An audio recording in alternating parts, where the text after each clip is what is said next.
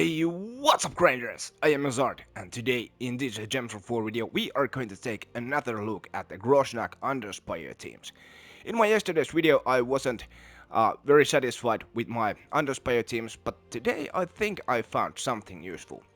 We are using Rockguard the Guardian up top in this team. This troop converts all blue gems to skulls and then creates 1, 2 or 3 brown mana potions. Also, if an enemy is stunned, there is 50% chance to gain an extra turn. This troop has the Clopper trait that deals double skull damage versus stunned enemies. Also gains 3 attack when it takes damage and has the Armored trait that reduces damage from skulls by 35%. So, as long as we are getting troops stunned, we have chance for an extra turn and chance for that double skull damage. For the stun, we're of course using Elementalist. That Elemental Force third trait stuns, freeze, burn and entangle a random enemy when matching 4 or more gems. Elementalist also has Snap Freeze, Thunder Fist, Storm Aura that creates a dust storm at the start of the battle, and that is going to help with those brown mana potions. Also, we're using a double Garnock. This is kind of a mashup of my PvP orc team. Garnock creates 7 red and 7 brown gems, which is boosted by orc allies, and then summons an orc troop. We have 3 orc troops here, so the total amount of red and brown gems is going to be 10 of both. Garnock also gives orc allies 50% start, and that's about it. So basically, we are generating mana with these double Garnock setups. We are trying to deal a double skull damage versus stunned enemies with this Rockguard the Guardian. And for the later levels, it's pretty good to use this Earth Fury weapon that eliminates all armor from an enemy and then deals magic plus 5 damage. Then it will give all allies 2 attack boost by the armor eliminated, and the boost ratio is 3 to 1. So basically a skull team, but hopefully we can loop a little bit better than with the other teams, and I think this is a lot more reliable in the higher levels than using those Eye of Arcs mythic troops.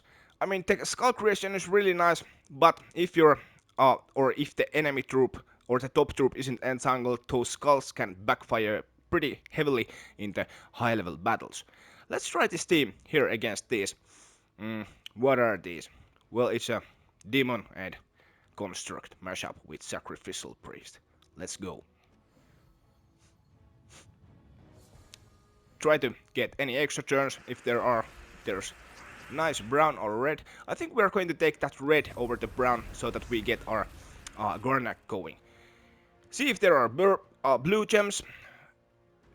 Nope, but there are some extra turns. I think we are going to cast our Garnock now. Yeah, we looked nicely. Do we have any extra turn alignment with the skull creation? No, but let's take that and see what happens. We are going to cast Earth's Fury now over here. The enemy can take those skulls because they're entangled. Let's shuffle the board. And again. Okay. Let's see where we at it. I think we are going to just cast this troop because a lot of troops are stunned, and maybe we get an extra turn and some skull pokes when we are getting those brown mana potions on the board. Let's try what happens.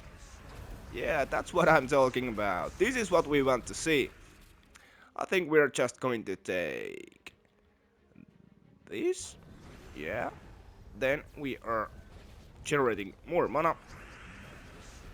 Get those brown on the boards. Okay. We take that. Let's try if we align those brown mana potions. Yep, that's nice. Let's try again. Okay. And do that. There's a skull poke, and the sacrificial priest is gone. Okay. Lots of extra turns, which means lots of protection when the enemies have entangle and freeze and stun. 1, 2, 3, 4. I think I'm going to go over here. Although this is a little bit nasty because Cockatrice over here can entangle our troops and drain mana. But let's see how we fare. Also, the rock troll has 50% skull reduction, if I remember right. We are going to take that skull. And we are going to take that yellow. And this brown.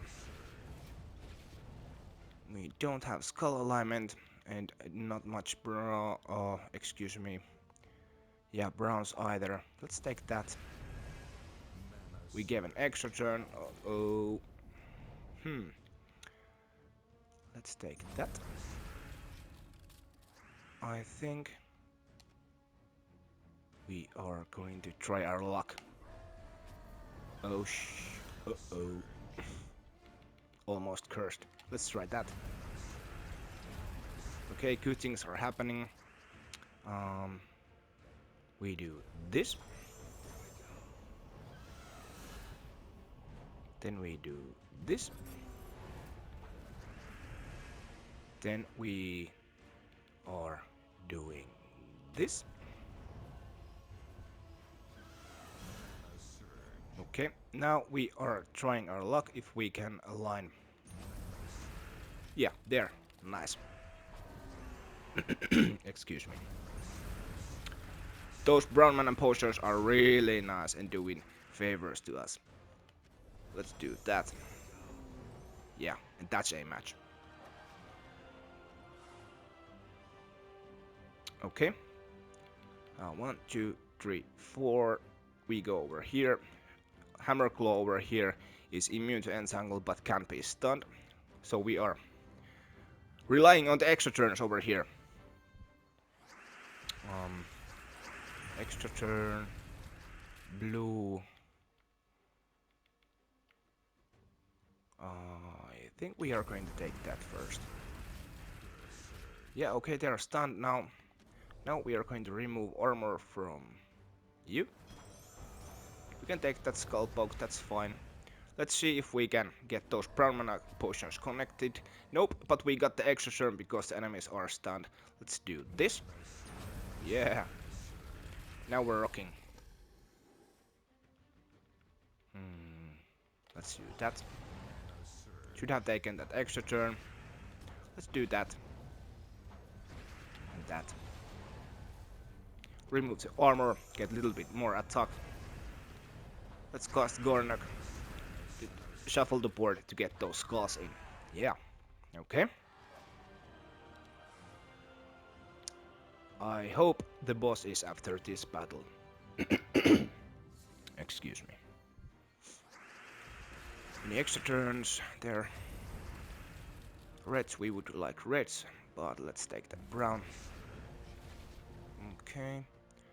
Let's do this. Let's try if we can get an extra turn when we cast our rock card. We got the extra turn. Let's shuffle up the board. Nice, nice. We could do that. Then remove some armor, but let's take those extra turns first.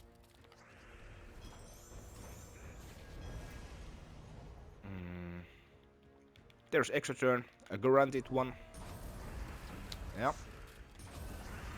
There. That's an extra turn. Okay, okay. There. I think it's pretty okay-ish team. Yeah, there's the boss. Let's go and fight Emerald Dream. Yeah. There is a chance that we get entangled because of that dandelion over there. But I think we're gonna do just fine. We got our Geheron up. Let's try generate some mana. I didn't connect extra turn, but that's fine. Let's take that skull. Extra turn. We could try our luck with Geheron now if we get extra turn. Or connect those brown mana potions. We got the extra turn. We are going to take this. Get the skull poke and some browns on the board. We do this. And then we are going to take this. And that's a match. Yeah, that double skull damage versus stunned enemies is really good thing, especially in the later levels when you have to use your Earth's Fury a lot more. I think it's going to work just fine. Then we go check PvP teams for the week 7 of season 0. Excuse me. So there are a lot of repeated regions this week. All of these troop type and kingdom restricted regions are a repeat from last week. For example, this divine restriction here in the Bay of Stars. You should have your last week's team over there, so we aren't going to take battles with these. But I'm just going to quickly show these for you though. We're using Wand of Stars to generate mana, and we are using Ureli to deal true damage, as Phoenix, who deals true damage as well, and we are using Veneratus, who starts empowered to get things going by converting red gems into yellow dragon gems. Right. Then, for Stormheim, we are using this same build as last week. Doomed Hammer up top deals splash damage, and as we are using Titan class, our giant allies will get a 50% mana, meaning Baldur and Onyx Giant will start with half mana the battle. And we're using Mistralus mainly for the third trade, enchant all allies on extra turns, but that spellcast is pretty nice as well. And Baldur creates 4 skulls boost by blue allies, and the boost ratio is times 4, so when you cast Baldur in a full blue team, you are going to generate 20 skulls on the board. And the Onyx Giant deals pretty heavy scatter damage and then converts 8 gems of chosen color to Uber Doom skulls. Very good troop if you know how to use this. Doomed Hammer has a pretty good upgrade. That ice upgrade over there creates a blue storm when you cast this weapon. Right. Then we check Ancient Khet, which is giant restricted. We are using a Ruby Macaque team over there. Rock Troll doubles the number of brown on the board and then creates 3 brown gems. Also has the Stone Skin that reduces damage from skulls by 50% and inflicts stun when doing skull damage. Also is indigestible. Ruby Macaque deals magic plus 2 true damage to all enemies. And for this we are using Titan class because it gives all troops in our lineup a 50% mana because all are giant. Ogress pulls herself to the front, stuns the first enemy, and then explodes 1 random gem boost by life, and the boost ratio is 10 to 1. And Lava Troll, a backup mana generator, creates a mix of red and brown gems equal to the current red and brown gems on the board. It has the Stone Skin trait, but that doesn't mean much as he is slot in the 4th slot. And then we check Broken Lands. This is the orc setup I was talking about. First mate Axelupper starts empowered and converts blue gems to red, feeds Cornox, who then can feed the Ruby Macaque and back to themselves. Spammy team, but pretty effective. However, Summer Isle and Maraji Expanse, I tweaked these teams a little bit from last week, and I think we could try these quickly. We are using Harpy Mage up top, who first of all conjures a Dust Storm, and then you choose a ally, and then it will explode magic plus 1 gems of one of their mana colors. If you choose Ruby Rat, there is 33% chance it will be red, yellow or brown gems that Harpy Mage explodes. But if you pick our hero, it will be either red or purple gems, or if you pick this Ehekastle, it will be red or yellow gems. The same goes if you pick Harpy Mage himself, the gems will be red exploded or yellow exploded. Starts battles with 75% mana, so when we are using this red-yellow banner, just a red or yellow gem match and Harpy Mage is good to go. Excuse me. Ruby Rat deals pretty heavy AoE damage to all enemies, and then converts 5 red gems to red giant gems. Now after a cast, it is pretty good idea to match those giant gems because they are going to generate a lot of mana. Also, there is a 10% chance for an extra turn boost by red gems. For the red gems, we are using a Sunspear class that creates a firestorm at the start of every turn. Stop freeze, insulated, root trap helps of course. Delude, submerge a random ally on extra turns. Firebringer gains bonus red mana from red gem matches, and Fireblade deals triple skull damage to burning enemies. However, that won't help at all because our hero is slotted here in the 3rd position. And Ehekatzel starts empowered it converts blue gems to yellow and then conjures a light storm. Most of times we are running the firestorm, but when you cast a Hecatl, it will swap the firestorm to light storm. Or if you cast Harpy Mage, the firestorm is going to replace with dust storm. However, when you pass your turn onto the enemy and get your turn back, the Sunspear third rate will trigger back on. Let's try this team. Blue to yellow extra turn, there's one, we are going to do that. The yellows go to Harpy Mage and our dragon. Check extra turns, nope, now we are going to explode red or yellow gems. Extra turns, nope, we take that. Then we take that. Cast dragon. And at this point, it is pretty good idea to cast the weapon. It explodes yellow gems. I forgot to mention we are using this Stuff of Storms. Let's do that. Hopefully we get some red gem alignments, which happened. And now we can cast our Ruby Rat, and the enemy is gone. Pretty good team. A little bit faster and better than the other one I used in previous week's video. Let's go check Maraji Expanse. That is a Stryx restriction. Pretty much the same setup, but instead the dragon we are using Phonesia. Instead the exploder weapon we are using Wand of Stars that creates 6 elemental stars and bless all allies, or creates 7 umbral stars and curses all enemies. And again we are using Sunspear to get that firestorm going. Let's try this team. Very much similar setup than in the previous battle. Nice alignments with a Hecatl, we are going to do that. Then we are going to explode yellows or reds. Now we passed our turn, and as you can see the dust storm was replaced by firestorm, and now Phonesia is going to deal double AoE damage to all enemies. There. We could explode the yellow gems. Excuse me. Cast our Wand of Stars, then do another AoE damage. Yeah, this is even better because you can cast Wand instead of exploding the board. Right there. Okay, I think that was all of the kingdom or troop restrictions. So now we can move on to the new teams for this week. For yellow, we are using this kind of team. Borg up top destroys gems, and I'm using Stryx.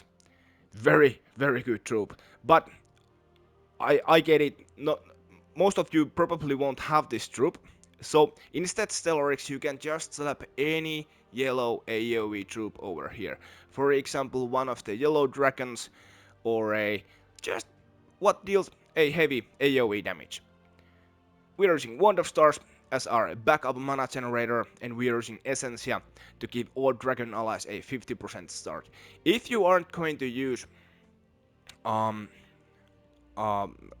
dragon over here, you can replace Essentia with some other yellow troop. For example, Gimlet is a, I think, red-yellow troop and starts empowered and converts green gems to brown, so there is a chance to feed Borg if there isn't much yellow or brown gems on the board at the start of the battle. But because we are using Mechanist class that gives all mech allies 50% mana, Borg is pretty easy to get going right off the bat. Let's try this team.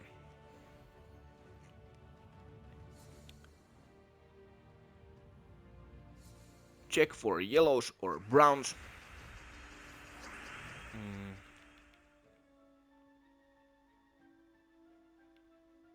Okay, I'm thinking too much. Let's just take that. Okay, a mana source would be nice, and that. Let's cast Borg to generate mana. Then we cast Stryx. We didn't loop. I think we are going to cast Borg again. And another Stryx cast is enough. If you are using one of those, what they are called, Cosmic Dragons, they are going to be done most of these fights with a 2 casts. Okie dokie. Then we move to Geheron, which is restricted by blue troops. Similar idea. Stryx up top, Wand of Stars, essential to give Dragon allies 50% mana start and Veneratus who starts empowered and converts red gems into yellow dragon gems. I really like Veneratus as long as you have at least some red to yellow conversions. Again, if you don't have Stellarex, just slap one of the boss dragons over here and you are going to do just fine. And we're using Dragon Guard class. I don't know, you get some benefits for using it, mainly HP boost, and well, the class talents aren't bad either. There is only one conversion alignment, but we're going to... No, we aren't. We take that. And we're good to go. How about now? There's only one. We do that. And another cast. Yeah, and that gem match. The battles will go pretty much the same as long as you are using just one of those boss dragons. Or any AoE troop will do, but you have to do maybe 3 or 4 casts instead too. And the last of the new teams is over here, and we are using a red team. And guess what? No dragon this time. Haha, I gotcha. Maraji up top. Deals 6 true damage to all enemies and 10 destroys magic plus 3 gems and gains 6 attack. A Fire Link gains bonus red mana from red gem matches. The Scourge of Honor, I think I've talked enough of this troop. Magic plus 4 true damage to all enemies. Has the Omen of Nature trait that explodes a green gem at the start of the battle. Ruby Macaque deals magic plus 2 true damage to all enemies. And Mortanes Darkness steals magic plus 2 life from 4 random enemies, and if you lose troops, summons Mortanes will. If you don't have Ruby Macaque, just lap some weapon over here. You spam Merlit and you deal true damage with these 2 troops, and it's going to go just fine, trust me. Get Merlit up, greens or reds, and hopefully the rat second trait deals some favors to us. Nope, not this time. And oh wow, we don't have even... Oh, there's an extra turn. Let's take that. Nice, nice. Then we take other entangled, of course we take that red gem over there. And then we spam Merlit. We cast Rat. We cast Ruby. And we deal with the last enemy with weapon upgrades, it seems. Yeah, that's about it. Hey, let me know in the comments if you like these teams, and if you have something to say. If you don't like this team, please go ahead and say that, because then I know that I have to do something else for the upcoming weeks. The usual stuff, like, subscribe, comment, and that's all. Hats off. Peace out.